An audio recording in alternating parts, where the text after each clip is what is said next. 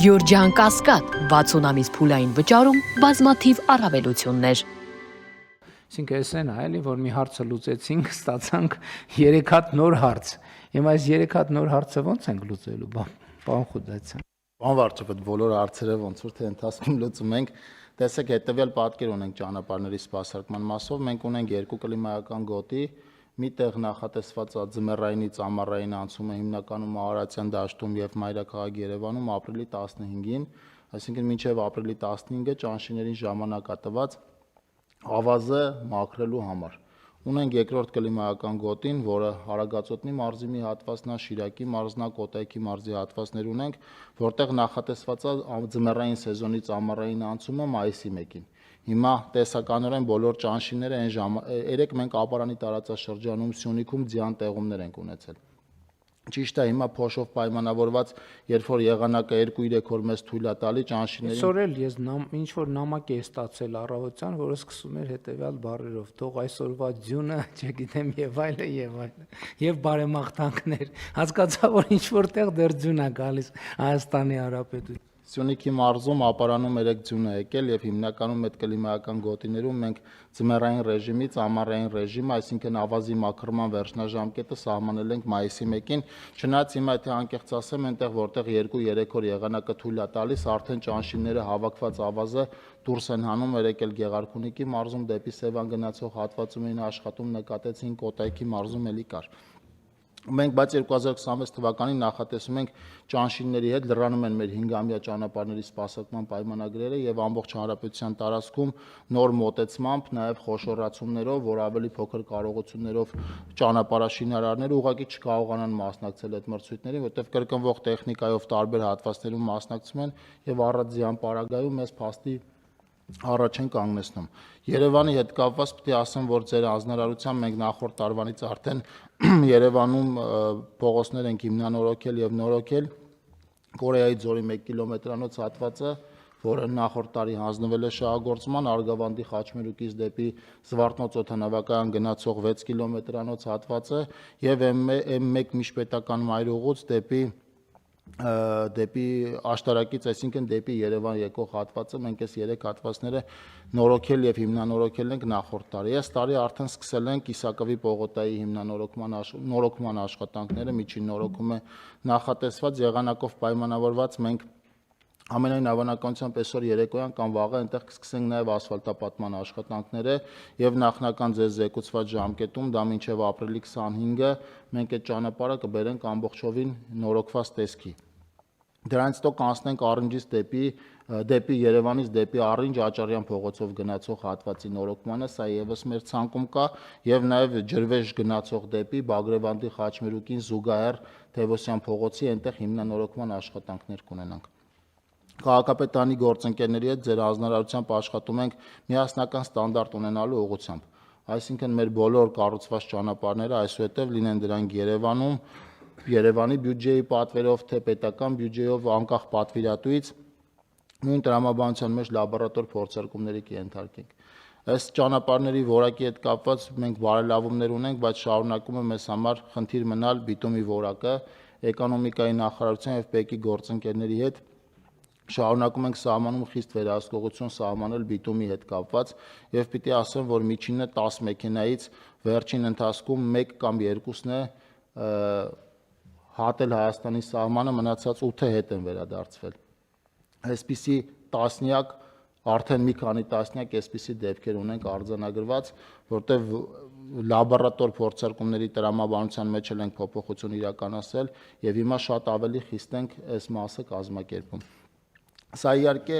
ամբողջությամբ դրական կարանք ներկայացնենք, բայց մի խնդրահարույց բան կա, որը մեծ հաշվով այդքան էլ խնդրահարույց չի, էականորեն կբարձրանան, կկրճատվեն մրցույթային գործընթացի արդյունքում ունեցած խնայողությունները։ Հիմա եթե նախորդ տարիներին օրինակ միջինը 40% մրցույթի մասնակիցները ճանապարհի համար ավելի պակաս գին էին առաջարկում, քան նախագծանախաշվային փաստաթղթերի արժեքներ, հիմա արդեն ունենք 20% եւ նախորդ տարվա մրցույթների թոփ հաղթողները այս տարի արդեն այլևս թոփ հաղթողներ չեն։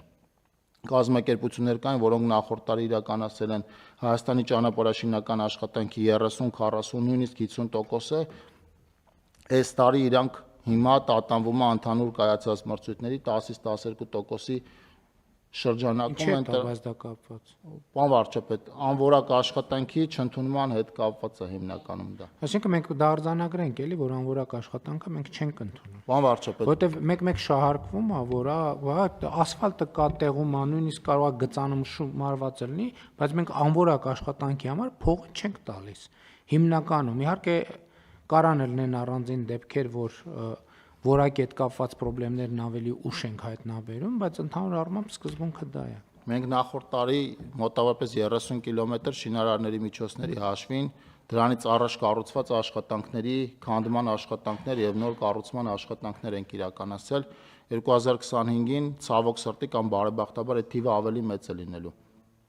Առաջիկայում ես հանձնարարել եմ քանդել մի ճանապարհ, որով մենք անցել ենք եւ այդ ճանապարհը նույնիսկ քաղաքացիների տպավորությամբ ինքը լավ ճանապարհ է, բայց մենք այդ ճանապարհի որակից դժգոհ ենք եւ ամբողջ 20 կիլոմետրանոց ճանապարհը նորից քանդել ենք տալու։ Պարոն Վարդանյանի հետ քաղաքաշինության կոմիտեի անձամբ ենք այցելել եւ համալսարանի լաբորատորիան եւ ճանապարհային դեպարտամենտի լաբորատորիան աշխատել են այդտեղ մեր ներկայությամբ։ Պատկերը ոչ ինձ, ոչ քաղաքաշինության կոմիտեի նախագահին չի գոհացրել եւ մենք այդ ճանապարհը քանդելու ենք։ Դա ենթադրում է, որ շինարարը այդ աշխատանքի հետ կապված ընդհանուր ունենալու է մոտավորապես 500 միլիոն դրամի կորուստ, բայց կարծում դա այն արժեքն է, որ իրանք պետք է վճարեն անորակ աշխատանք իրականացնելու համար։ Ճանապարհը այսօր կարա լավ լինի, բայց մենք պետքա ճանապարհը լավ լինի իր շահագործման ողջ ժամկետում։ Ոչ թե մի ամիս լավն լինի, մի ամսից հետո սկսի մեր աչքի առաջ քայքայվել ու մենք չիմանանք ինչ անենք։ Պարոն վարչապետ, որոշակի աղմուկ կբարձրանա, այդ թվում նաև լրատվամիջոցներով, կարծում եմ, որտեղ լրատվամիջոցները հիմա արդեն մենք հետևյալ տենդենսն ենք նկատում, որ քարոզարշավին ընդառաջ իրանք չընդունված ճանապարհները գնում լուսանկարում են եւ տպավորություն են ստեղծում, թե ճանապարհները մենք ընդունել ենք։